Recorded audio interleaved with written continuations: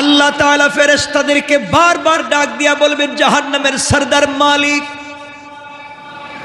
100 বছর হয়ে যাচ্ছে জাহান্নামের দরওয়াজা বন্ধ করে দিয়েছি, তুমি খুঁজে দেখো না জাহান্নামের ভিতরে আমার কোন বান্দা আছেনি যার ভিতরে ঈমান ছিল, যার ভিতরে ঈমান ছিল এমন কোন বান্দা আছে কিনা একটু দেখো। ফেরেশতা খুঁজতে থাকবে, জাহান্নামে কোথাও খুঁজে পাবেন আল্লাহ নাই, কাউকে খুঁজে পাচ্ছি না। আল্লাহ তাআলা বলবেন আবার দেখো। ফেরেশতা খুঁজতে খুঁজতে জাহান্নামের একেবারে নিচে গিয়ে, একেবারে নিচে, যার নিচে আর কিছু না এমন জায়গায় গিয়ে দেখবেন দুটা পাথরের চিপায় একটা রূহ পড়ে চিৎকার করে শুধু বলছে, ইয়া হান্নান, ইয়া হান্নান, ইয়া মান্নান, ইয়া হান্নান, ইয়া মান্নান। দুটা পাথরের চিপায় পড়ে চিৎকার করে ডাক দিচ্ছে জাহান্নামের নিচে। ফেরেশতা আল্লাহ তাআলাকে ডাক দিয়ে বলছেন, আল্লাহ তাআলা একটা রূহ চিৎকার করে করে ডাকছে। আল্লাহ বলবেন, এর অন্তরের ভিতরে সরিষার দানা পরিমাণ ঈমান ছিল, গুনাহ করেছে, নাফরমানি করেছে, আমার হক নষ্ট করেছে, আমি ক্ষমা করে দিয়েছি, তোমরা আমার বান্দাকে উঠাও, আমার বান্দাটাকে জাহান্নামের অতল গহ্বর থেকে উঠাইয়া জীবন নদীতে গোসল করাইয়া, পাক সাফ করাইয়া, হায়াতের সাগরে গোসল করাইয়া আমার বান্দাকে তোমরা জান্নাতের দিকে নিয়ে যাও।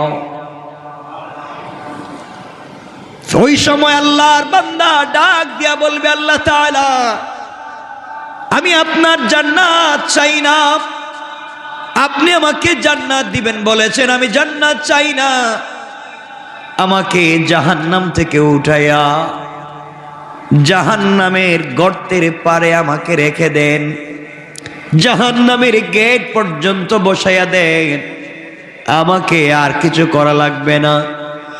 আল্লাহ রাব্বুল ইজ্জতুল জালাল জানতে চাইলেন, গোলাম দীর্ঘ বৎসর থেকে আমার কাছে শুধু চিল্লাচ্ছ আর ডাকতেছো, কোনো জিনিস জীবনে আর চাইবা না, তোমাকে জাহান্নাম থেকে উঠাইয়া দিলে আর কোনো জিনিস চাইবা না, ও বান্দা তোমাকে কি জাহান্নামের উপরে উঠাইয়া দিলে চলবে?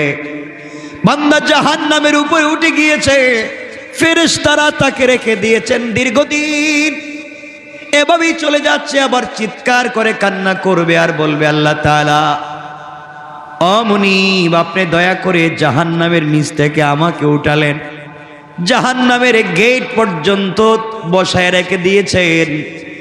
আল্লাহ তাআলা ওখান থেকে জান্নাতের গেট দেখা যায়, জান্নাতের ভিতরে তোমার বান্দারা ঘুরে আমি দেখতে পাই।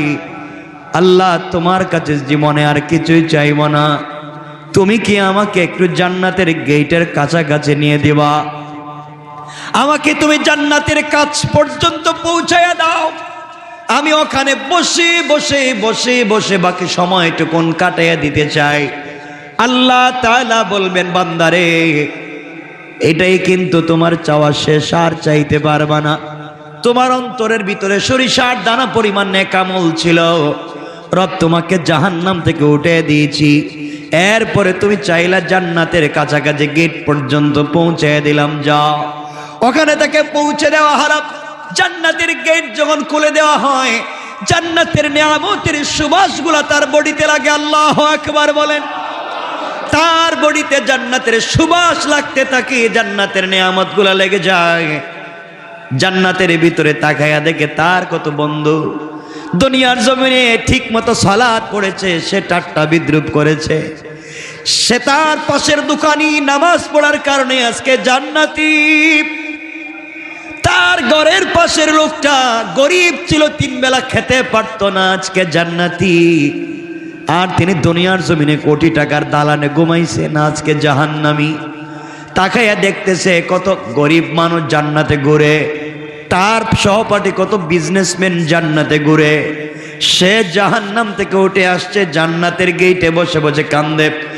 আল্লাহ রাব্বুল ইজ্জত ওয়াল জালাল ডাক দিয়া বলছেন, বান্দা এবার কান্না করো, ব্যাপার কি? গোলাম ডাক দিয়া বলছে, আল্লাহ তাআলা আমি কান্না করি শুধু আপনার জন্যে, আমার জন্যে কান্না করো কেন? আয় আল্লাহ তাআলা এই জন্যে কান্না করি, আমি তো গুনাহগার, আপনার নাম তো আজিজুল গফফার। আয় আল্লাহ তাআলা আপনি আমাকে জাহান্নাম থেকে উঠিয়ে দিয়েছেন, জান্নাতের গেট পর্যন্ত পৌঁছে দিয়েছেন। আয় আল্লাহ তাআলা এত কিছু আপনি আমাকে করে দিয়েছেন, আমি জীবনে আর কোনো জিনিস চাইব না। আল্লাহ রাব্বুল ইজ্জত ওয়াল জালাল বলছেন, তুমি তো বারবার বলতো চাইবা না, আবার চাও। এবার বান্দা বলছে, আল্লাহ তাআলা আমি তো গোলাম, আমি তো বারবার ওয়াদা ভঙ্গ করতে পারি, আমি তো গুনাহ করতেই পারি, আমি কথা বলে কথা না রাখতে পারি, কিন্তু সৃষ্টির মধ্যে একমাত্র যিনি আমাদের রব, আর পুরা দুনিয়া তার সৃষ্টি, রব কাউকে কোনো ওয়াদা দিলে সেই ওয়াদাকে ভেঙে দেয় না।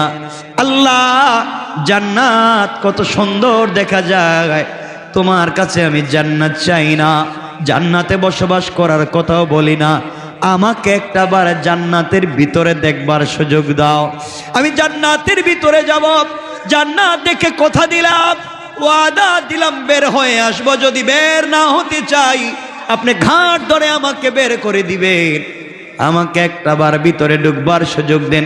আল্লাহ বললেন, বান্দারে এবারই কথা শেষ। আল্লাহ আমিও তোমার কসম খায় বললাম এবারই কথা শেষ। সুবহানাল্লাহ বলবেন। আল্লাহ বলেন এবারই কথা শেষ, আর কোনো জিনিস চাইতে পারবে না, ঢুকলেই বের হওয়া লাগবে।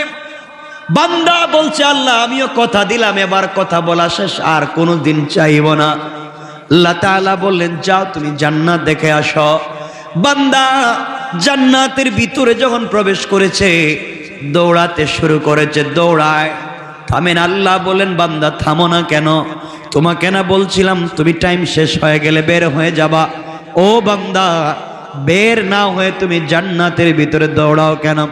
এবার বান্দা দাঁড়িয়ে গিয়েছে, আর ডাক দিয়ে বলছে, আল্লাহ আপনার সঙ্গে আমি কিছু কথা বলতে চাই। আল্লাহ বললেন, কি কথা বলতে চাও বলো। আল্লাহ তাআলার কাছে বান্দা বলছে, আল্লাহ আপনার কাছে আমি জানতে চাই, আপনি যদি কাউকে কোনো জিনিস দান করেন তাহলে আপনি কি কোনোদিন ফিরিয়ে নিতে পারেন? আপনার কি কোনো জিনিসের কমতি আছে নাকি? আপনি কি এমন আল্লাহ, আপনি কি কাউকে কিছু দিলে ফিরে আনেন? দুনিয়ার মানুষ কিছু দিলে ফিরিয়ে নিতে পারে, খোটা দিতে পারে, আপনি তো এমন আল্লাহ না, কাউকে কোনো জিনিস দিলে ফিরিয়ে নিতে পারেন না। আপনি কোরআনে কারিমের ভিতরে বলেছেন, কাউকে যদি আপনি জান্নাতে প্রবেশ করান আর জীবনে বের করবেন না, আমাকে যেহেতু ঢুকাইয়া দিয়েছেন, আপনি কেমনে আমাকে বের করতে চান? তাহলে তো ওয়াদা ঠিক থাকবে না। আল্লাহ রাব্বুল ইজ্জত ওয়াল জালালের রহমতের সাগরে জোশ উঠে গিয়েছে। আল্লাহ বললেন, বান্দা তোমাকে বের করতে চাই না, তুমি বলো কেমন জান্নাত চাও, যেই জান্নাত চোখে দেখা যায় তার চাইতে 10 গুণ বড় জান্নাত তোমাকে দিতে চাই। আমি বুঝাতে চাইলাম, দুনিয়ার জমিনে আপনি যত অন্যায় করেন না, ফরমানি করেন, রব চাইলে ক্ষমা করে দিয়ে জান্নাত দিতে পারে। কিন্তু আল্লাহ বলেছেন, বান্দা 2টা গুনাহ যদি কোনোভাবে করো আমি ক্ষমা করব না। 2 গুনাহ করলে আল্লাহ তাআলা বলেছেন ক্ষমা করবেন না, বাকি সব তিনি ক্ষমা করে দিতে পারেন। 1 নাম্বার গুনাহ হলো বান্দার হক। বান্দার হক যদি আপনি নষ্ট করেন, বান্দাকে যদি আপনি কোনোভাবে কষ্ট দেন, লেনদেন করেন, টাকা পয়সা মেরে খান, জায়গা জমিতে ভুলভাল দলিল করেন, কারো জায়গা ইচ্ছা মতো দখল করেন, মানুষকে কষ্ট দেন, মানুষের রাস্তা বন্ধ করেন, সারাদিন চিন্তায় থাকেন কেমনে মানুষকে কষ্ট দিবেন, সারাদিন পরামর্শ করেন কেমনে অমুককে তমুককে কষ্ট দেওয়া যায়। দুনিয়ার জমিনে কোনোভাবে যদি আপনার কাছ থেকে সরিষার দানা পরিমাণ কোন বনি আদম কষ্ট পায়, আল্লাহ তাআলা বলছেন আমি ক্ষমা করব না। এই বিচার আমার কাছে নাই। সে বদলা যদি নিতে চায়, সে ক্ষমা না করা পর্যন্ত আমি তোমাকে ক্ষমা করব না। ও বান্দা, তুমি যদি 1000 কোটি টাকা দান করো, শত শত মসজিদ বানাইয়া দেও, 1000 বার আমার ঘর তওয়াফ করতে যাও, আর সরিষার দানে পরিমাণ বান্দার হক থাকে, আমি কিন্তু ক্ষমা করতে পারবো না। সুতরাং দুনিয়ার জমিন থেকে জান্নাত পর্যন্ত যেতে হলে 1 নম্বরে বান্দার হক থেকে নিজেকে বাঁচিয়ে রাখতে হবে। কথা বলেন, কথা বলেন না কেন? বান্দার হক নষ্ট করা যাবে না, বান্দাকে কোনোভাবে কষ্ট দেওয়া যাবে না, মানুষকে কোনোভাবে কষ্ট দেওয়া যাবে না, টাকা খায়া গ্রামের বিচার করা যাবে না, জায়গা জমি দখল করা যাবে না, ভাই বোনকে ঠকানো যাবে না, মা বাপকে ঠকানো যাবে না, স্ত্রী সন্তানকে ঠকানো যাবে না, আত্মীয় স্বজনকে ঠকানো যাবে না। যার যে হক আছে হক আপনি পৌঁছে দিবেন। কারো উপকার করতে না পারেন, ক্ষতি করতে যাবেন না, কারণ বান্দা আল্লাহ তাআলা বলে দিয়েছেন, বান্দার যখন হক নষ্ট করা হয়, যে হক নষ্ট করে তার নাম জালেম, যার হক নষ্ট হয় তার নাম মাজলুম। আর আল্লাহ রাব্বুল ইজ্জত ওয়াল জালাল বলে দিয়েছেন, কিয়ামতের দিন কোন জালেমের দিকে আমি তাকাবো না, কোন জালেমের কথাও শুনবো না, আর মাজলুম যে হবে তার হিসাব নিব না, বিনা হিসাবে জান্নাত দিতে চাই। সুবহানাল্লাহ, জুড়ে বলেন। এই জন্য দুনিয়ার জমিনে চলার পথে আমরা যদি ঠকে যাই, কেউ যদি আমাদেরকে কষ্ট দিয়ে থাকে, আমাদের হক নষ্ট করে থাকে, আমাদের জায়গা জমি দখল করে থাকে, আমাদের টাকা পয়সা মেরে খেয়ে থাকে, আমাদেরকে কষ্ট দিয়ে থাকে, সুযোগ থাকলে ক্ষমা করে দিবেন, হয়তো আল্লাহ আপনাকে বড় করে দিবেন। কিয়ামতের দিন হয়তো আপনি তাকে ক্ষমা করবেন না। আপনাকে যদি কেউ কষ্ট দেয় আর আপনি যদি মাজলুম হয়ে যান, গভীর রাত্রে হাত উঠে চোখ থেকে পানি ছেড়ে দেন। আল্লাহ রাব্বুল ইজ্জত ওয়াল জালাল বলেছেন, কোন জিনিস দিয়া আমার তখত তৌসকে, আমার আরশে আজিমকে কাঁপানো যায় না, কিন্তু মাজলুমের চোখ থেকে 1 ফোঁটা পানি পড়ে গেলে আমার পুরা আরশ যেন কেঁপে যায়। এই জন্য 1 নম্বর, কোনোভাবে কোনো কৌশলে কোনোভাবে বান্দার হক নষ্ট করা যাবে না। যার যত হক আছে, যার যত প্রাপ্য আছে তাকে পৌঁছে দেওয়া লাগবে ইনশাআল্লাহ। সবাই বললেন না? যার যে প্রাপ্য আছে পৌঁছে দিবেন, হক নষ্ট করবেন না। আপনি বড় মানুষ, আপনি এলাকার বড় মানুষ, আপনি বাড়ির বড় ভাই, আপনি জায়গা জমি নিজের নামে নামজারি করালেন, প্রিন্ট করালেন, দলিল করলেন, বুয়া বানালেন, আপনি জায়গা জমি দখল করলেন, সব বাড়িতে থাকবে, সব দুনিয়ায় থাকবে, আপনাকে কিয়ামতের দিন হিসাব দেওয়া লাগবে। এই জন্যে এগুলা সব ভুলে যান, মানুষকে কষ্ট দেওয়া যাবে না। আজকাল গ্রামগঞ্জে দেখবেন মানুষকে, বা ঢাকা শহরেও দেখবেন মানুষকে যারা কষ্ট দেয়, মানুষের হক যারা মেরে খায়, ইন্তেকালের সময় কিন্তু তাদের বহুত কষ্ট হয়। কথা বল, এটা বহুত কষ্ট। মানুষের হক নষ্ট করলে মরার সময় কষ্ট হবে। তাহলে 1 নাম্বার, বান্দার হক নষ্ট করা যাবে, বলেন না যাবে। 2 নাম্বার, শিরিক করা যাবে না। আল্লাহ রাব্বুল ইজ্জত ওয়াল জালাল বলেছেন, ইন্নাহু মাইয়ুশরিক বিল্লাহ ফাকাদ হারামাল্লাহু আলাইহিল জান্নাহ ওয়া মাওয়াহুন নার। আল্লাহ রাব্বুল ইজ্জত ওয়াল জালাল বলে দিয়েছেন, যারা আমি আল্লাহর সঙ্গে শরীক করলো, হারামাল্লাহু আলাইহিল জান্নাহ, তার জন্য জান্নাত একেবারে হারাম। ওয়া মাওয়াহুন নার, তার অরিজিনাল ঠিকানা জাহান্নাম। ওয়া মা লিয-যালিমিনা মিন আনসার, কিয়ামতের দিনে কেউ তাকে সাহায্য করতে পারবে না। তাহলে বোঝা গেল, শিরিক করলে অরিজিনাল ঠিকানা জাহান্নাম, পাবলিকের হক মেরে খাইলে অরিজিনাল ঠিকানা, বলেন কেউ মাফ দিবে? কেউ মাফ করাবে? আল্লাহ মাফ দিবেন? শিরিক মাফ হবে না। মানুষের হক মাফ হবে, মাফ করাতে চাইলে দুনিয়ায় মৃত্যুর আগে যার হক নষ্ট করছেন তার হক তাকে পৌঁছে দেন। আপনারা মনে করছেন আস্তাগফিরুল্লাহ আস্তাগফিরুল্লাহ আস্তাগফিরুল্লাহ, এটার নাম মনে হয় তওবা। এটা তো ভুয়া জিনিস। পাবলিক রে মাইরে খাইয়া সারাদিন আস্তাগফিরুল্লাহ বলি, পাবলিক রে ঠকাইয়া রাত দিন আস্তাগফিরুল্লাহ বলার মধ্যে কোনো সওয়াব, বলেন কোনো সওয়াব? তওবা হচ্ছে যার যে হক তার কাছে হক পৌঁছে দেওয়া, এটার নাম তওবা। কথা বুঝতে পেরেছেন? এজন্য যারা কলেজে পড়েন, ইউনিভার্সিটিতে পড়েন, আপনি ইউনিভার্সিটির কাছাকাছি কত ক্যান্টিন আছে, আপনি কত সিঙ্গারা সমোসা খাইছেন, কত রং চা খাইছেন। আঙ্কেল বিল দিমুনে, এই যে দিমুনে বলছিলেন আর নাই, হয় না এগুলা? আমরাও তো পড়ে আসছি। বিকালে নাস্তার টাইমে চা খাইছেন দিমুনে, আগামী মাসে আব্বা টাকা পাঠাইলে কই? হয়তো আপনি এখান থেকে চলে গিয়েছেন, অন্য জায়গায় চাকরি নিয়েছেন, আপনি সব ভুলে গিয়েছেন, হয় না এগুলা? আপনি এখানে একটা বাসা ভাড়া নিয়েছেন, এক মুদি দোকান থেকে আপনি হয়তো কোনো জিনিস 2, 4, 5, 10, 20 টাকা নিয়েছেন, ভুলে গিয়েছেন। এই যে হক, মাফ হওয়ার কোনো সম্ভাবনা নাই, কোনো সম্ভাবনা নাই।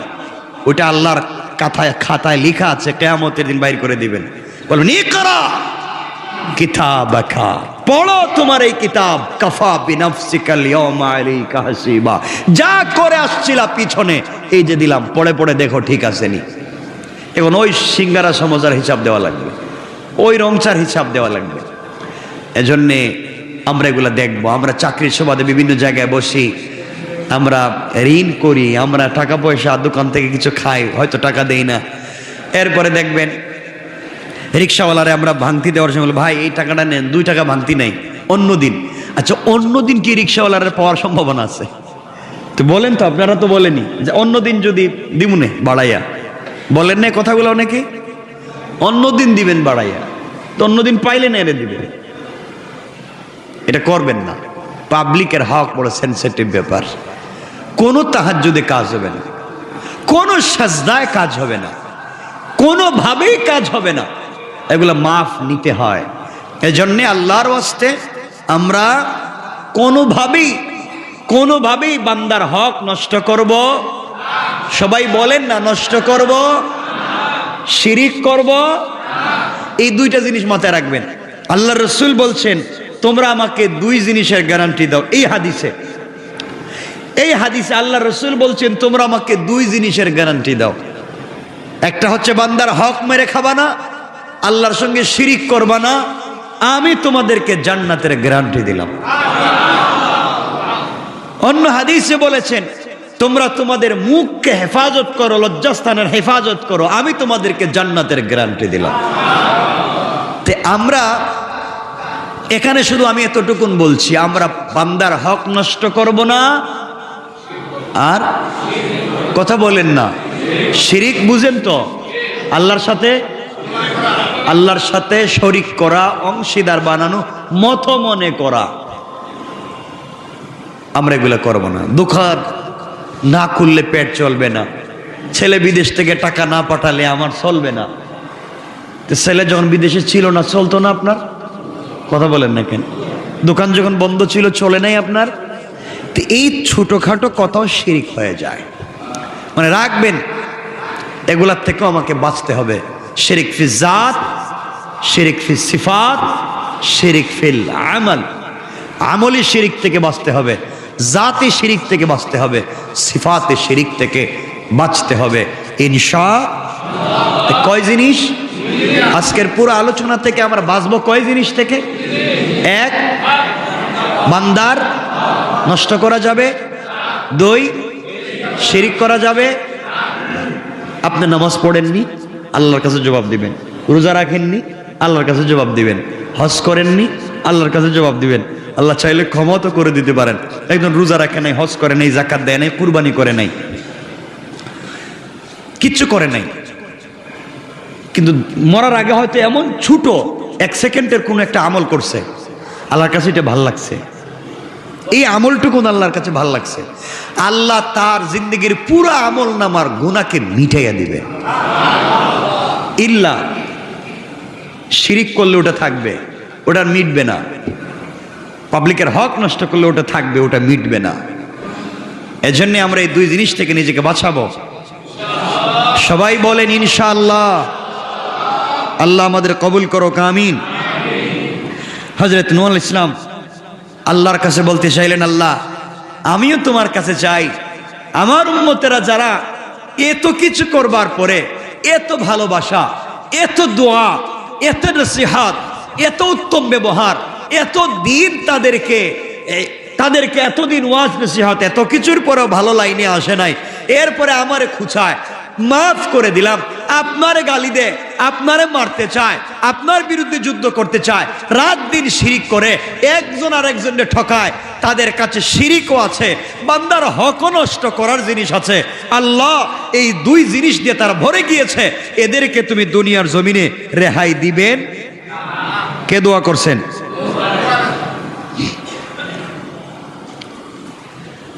আল্লাহ বলছেন কি হয়েছে? আমার সাথে শিরিক করছে, বান্দার হক নষ্ট করছে, এদেরকে আমি মেরে ফেলে দিব। তুমি এই কথা বলছো কেন? এদেরকে বাঁচায় রাখলে সমস্যা কি? কে বলছেন? নূহ আলাইহিস সালাম কে বলছেন? আল্লাহর পয়গম্বর নূহ আলাইহিস সালাম জবাব দিতে লাগলেন, ইন্নাকা ইন তাদারহুম ইউদিল্লু ইবাদাকা ওয়ালা ইয়ালিদু ইল্লা ফাজিরান কাফফারা। আয় আল্লাহ তাআলা, আপনি আমি নূহকে ভালো করে চিনেন। আমি রাগ বশত কষ্ট পেয়ে কথা বলছি না, রাগ করে বলছি না তাদেরকে ধ্বংস করে দেন। আমি তাদের কার্যকলাপের ভিত্তিতে, কাজকর্মের ভিত্তিতে বুঝতে পারতেছি আপনি যদি তাদেরকে রেহাই দেন, আপনি যদি তাদেরকে দুনিয়ার জমিনে বাঁচাইয়ে রাখেন, তারা আপনার বান্দাদেরকে পথভ্রষ্ট করবে এবং জন্ম দিতে থাকবে দুনিয়ার জমিনে শুধু কাফের আর পাপিষ্ট। কন্যা নাউজুবিল্লাহ। আয় আল্লাহ তাআলা, এরা শিরিক করে, এরা বান্দার হক নষ্ট করে, জীবন্ত সন্তানকে পুড়িয়ে মারে, বাবা ছেলের হক মারে, মা মেয়ের হক মারে, ভাই ভাইয়ের হক মারে, নারীরা সব চরিত্রহীন হচ্ছে, পুরুষেরা নির্লজ্জ হয়ে যাচ্ছে। আয় আল্লাহ তাআলা, এই সমাজ এদেরকে বাঁচিয়ে লাভ নাই। এরা আপনার জমিনে থাকে, আপনার দেওয়া জিনিসপত্র খায়, এরপরেও আপনার শুকর আদায় করে না, একমাত্র আপনার ইবাদত করে না। আমি বলছি এদেরকে এই জন্যে ধ্বংস করে দেন। এরা বেঁচে থাকলে যারা ভালো মানুষ আছে তাদেরকেও পথভ্রষ্ট করবে, এদেরকেও ধ্বংস করবে, এবং ওরা যাদেরকে দুনিয়ার জমিনে জন্ম দিবে তারা হবে সকলগুলা পাপাচারী। সমাজ পাপাচারে নষ্ট হয়ে যাবে। আপনার সৃষ্টি সমাজ নষ্ট করতে চাই না, এই জন্যই খারাপ লোকগুলাকে ধ্বংস করে দেয়। তাহলে মানুষ যদি খারাপ হয় তাহলে জন্ম দেয় খারাপ। কথা বলে না কেন? এখান থেকে বুঝতে পারলাম নূহ আলাইহিস সালাম আল্লাহর কাছে বলছেন, আল্লাহ এরা তো খারাপ লোক, এরাও জন্ম দিবে খারাপ লোক, তাহলে সমাজে খারাপ লোকের বসবাস বেড়ে যাবে, এই জন্য আপনি এদেরকে ধ্বংস করে দেন। কি করে দেন?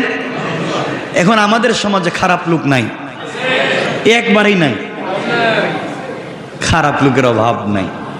এই জমিন কেমনে যে আছে একমাত্র আল্লাহ জানেন, কেমনি জমিন টিকিয়ে রেখেছেন একমাত্র আল্লাহ জানেন। সুতরাং আমরা যারা আছি, আমরা আল্লাহর ওয়াস্তে খারাপ কাজ করব না, বলেন না ইনশাআল্লাহ।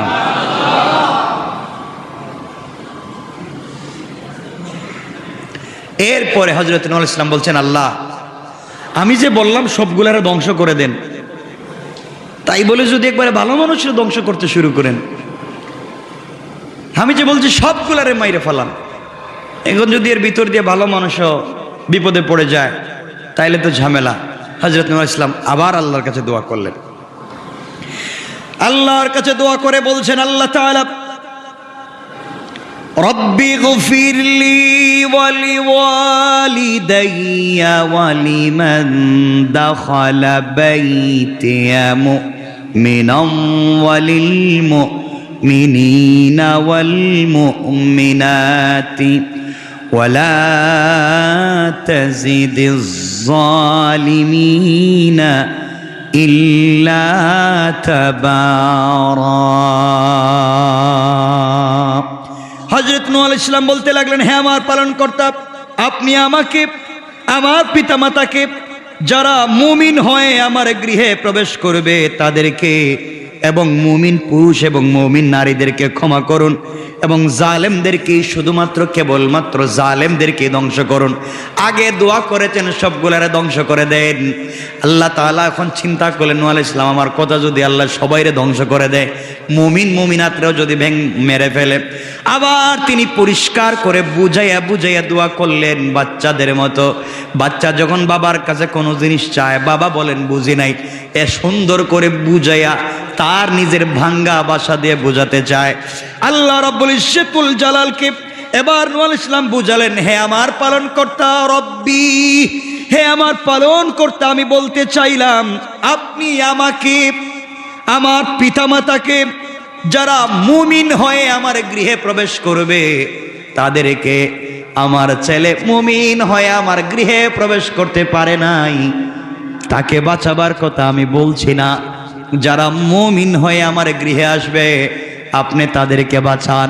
এখান থেকে নূহ আলাইহিস সালাম বুঝাতে চাইলেন ঘরের ভিতরে যারা মুমিন থাকবে না, নিজের ঘরে বসবাস করবে, নিজের প্লেটে খাইবে, নিজের টেবিলে খাইবে, এক ঘরে ঘুমাবে, এক বিছানায় থাকবে, কিন্তু মুমিন হবে না।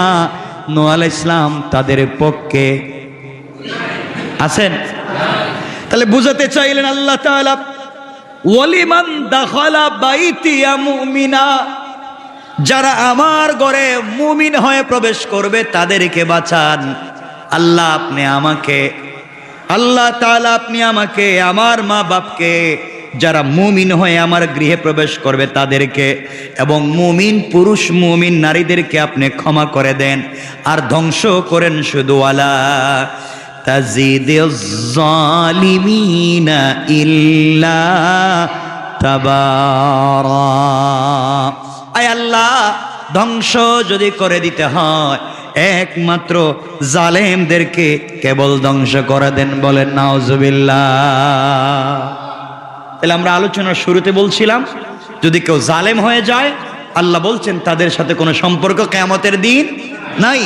নূহ আলাইহিস সালাম এখানে দোয়া করতেছেন, আল্লাহ ধ্বংসই যদি করতে হয় সব জালেমরে ধ্বংস করো। আমরাও দোয়া করি, আল্লাহ ধ্বংসই যদি করতে হয় যারা আমাদের গৃহে মুমিন হয়ে ঢুকবে, যারা মুমিন মুমিনাত হয়ে সমাজে বসবাস করবে, আল্লাহ তুমি তাদেরকে বাঁচাইয়া রাখো, জান্নাত তাদেরকে ওয়াজিব করো, আর দুনিয়া যারা জালেম হবে তুমি ধ্বংস করো। ঠিক না? আমিন বলেন সবাই, আমিন বলেন। আমরাও জালেম থেকে বেঁচে থাকতে চাই, আল্লাহ আমাদেরকে হেফাজত করুক। বলেন আমিন। এটা হচ্ছে সূরা নূহের শেষ আয়াতগুলোর অনুবাদ। এরপর থেকে আল্লাহ তাআলা সূরা জিন শুরু করবেন, কুল উহিয়া ইলাইয়া বলে আল্লাহ তাআলা আর একটা সূরা শুরু করতে যাচ্ছেন। এখানে অনেকগুলো লম্বা চৌড়া কথা আছে, আমরা সবগুলা কথায় যেতে পারবো না। সুতরাং আসুন, এখন আপনারা আমাকে বলতে পারেন, আমাদের সময় কমে গিয়েছে, আপনারা আমাকে বলতে পারেন হুজুর ঠিক আছে আমরা মানলাম যে আমরা তো অনেক সময় পাবলিকের হক নষ্ট করে ফেলেছি, আমরা হয়তো কার দোকান থেকে 2-4 টাকা খাইছি, টাকা দিতে পারি নাই, হয়তো 502 টাকা বিল হয়েছে, 500 টাকা দিছি, বলছে আরেকদিন এসে 2 টাকা দিয়ে যাব। হয় না এগুলা? আর যাইও নাই, দেইও নাই, গেছি হয়তো মনে নাই। এগুলা কি হয়? এখন আমরা এগুলার থেকে বাঁচবো কেমনে? সব ভুলে গিয়েছি। যার কাছ থেকে আনছি হয়তো সে মরে গিয়েছে, অথবা আমি এলাকা ছেড়ে দিয়েছি, অথবা তার আত্মীয় স্বজনকে চিনি না। আমি তো এই হক থেকে বাঁচতে চাই, আমি তো এই হক থেকে বাঁচতে চাই। এখন আপনি আমি কি করব বলেন তো? কেমনে বাঁচবো? আল্লাহ রাব্বুল ইজ্জত ওয়াল জালাল বলছেন, বান্দা যদি তার সন্তান থাকে, তার ব্লাড সম্পর্কের কেউ থাকে, তার কাছে ক্ষমা চাও, সে যেন ক্ষমা করে, আর তার গুরুস্থানে গিয়ে ক্ষমা চাও, সে যেন ক্ষমা করে। আর যদি মনে করো ক্ষমা হচ্ছে না, তবে তুমি যেই পরিমাণ টাকা, যেই পরিমাণ সম্পদ একজনের তোমার কাছে আছে, ওই পরিমাণ তুমি সাদাকায়ে জারিয়া করে দাও, আল্লাহর রাস্তায় তুমি দান করে দাও। আল্লাহর রাস্তায় যদি তুমি দান করে দিতে পারো, ওই সম্পত্তি সাদাকা হতে কিয়ামত পর্যন্ত সওয়াব বাড়তে বাড়তে বাড়তে বাড়তে বিশাল ওহদ পাহাড় পরিমাণ হয়ে যাবে। কিয়ামতের দিন ওই বান্দা দেখবে এত সওয়াব, আল্লাহকে বলবে, আল্লাহ এই সওয়াব তো আমি করি নাই, এত সওয়াব কোথায় পেলাম? আল্লাহ বলবেন, অমুক বান্দার কাছে তোমার হক ছিল, সে ভয় পেয়ে হক তোমাকে দিতে পারেনি, মরে গিয়েছিলে বা সরে গিয়েছিলে, ভয় পেয়ে সাদাকা করে দিয়েছিল, আমি তার সাদাকাকে বাড়িয়ে এই পরিমাণ তোমার জন্য করে দিয়েছি, তুমি এটা গ্রহণ করো, আমার বান্দাকে ক্ষমা করো। আল্লাহ যদি কারো ব্যাপারে ওকিল হইয়া কারো কাছে বলেন ক্ষমা করো, কারো ক্ষমতা আছে? ক্ষমা না করে পারে? কথা বলেন পারবে? তাহলে এই জায়গা পর্যন্ত যেতে হলে আমাদেরকে সাদাকায়ে জারিয়া করে যেতে হবে।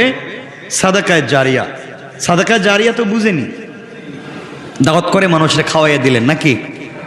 সাদাকায়ে জারিয়া হলো কিয়ামত পর্যন্ত চালু থাকে। মানুষকে একটা টিউবওয়েলের ব্যবস্থা করে দেন,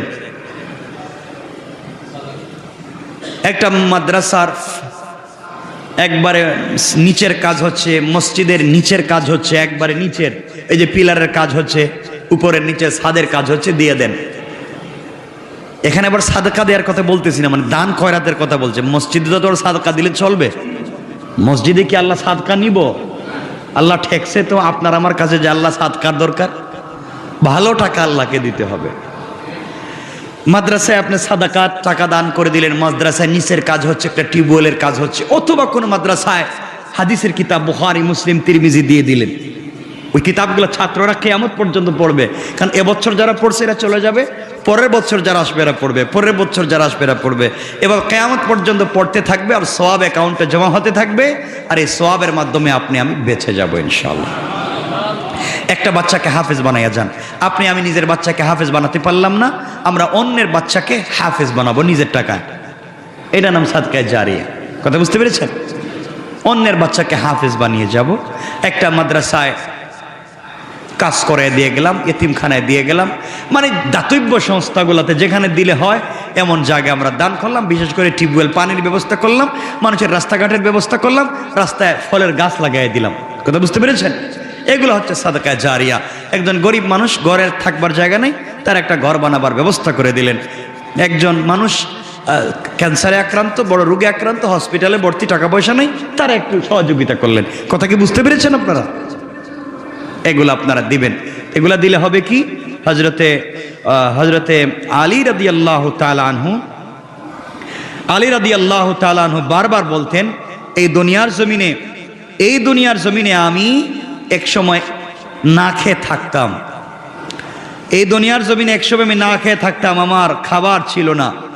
আর হযরতে আলী রাদিয়াল্লাহু তাআলা আনহু বলেন যে এই সমাজে এমন হয়েছে যে আমি এই দুনিয়ার জমিনে প্রত্যেক মাসে 4000 দিনার দিরহাম দান করার মতো তৌফিক আল্লাহ আমাকে এখন দিয়েছেন।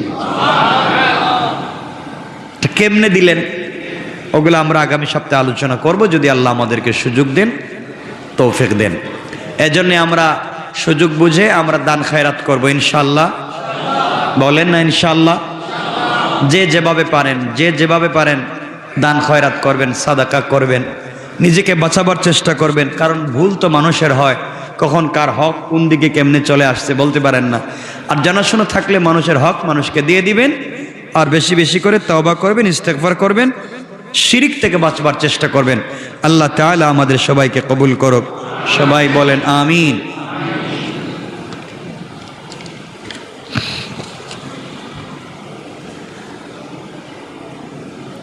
ইউনুস মোল্লা রোহের মাগফিরাত কামনায় দোয়া চাওয়া হয়েছে।